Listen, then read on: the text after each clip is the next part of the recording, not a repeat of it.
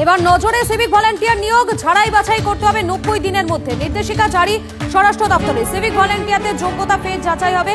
নিয়োগ বা বদলিতে রাজনৈতিক সুপারিশ ছিল কিনা খতিয়ে দেখা হবে। ধর্ম দেখে নিয়োগ বা বদলি হয়েছে কিনা সেদিকেও নজর। সিভিকের গত 2 বছরে কাজের রিপোর্ট খতিয়ে দেখা হবে।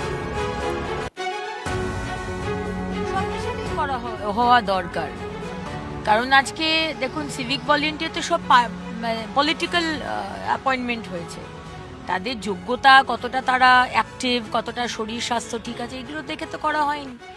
সেরকম আমার ডিপার্টমেন্ট যেটা আছে urban development and municipal affairs, সেখানে পলিটিক্যাল অ্যাপয়েন্টমেন্ট হয়েছে। একটা কাজের জন্য 50টা লোক লাগবে, 400টা লোক ঢুকিয়ে রেখেছে।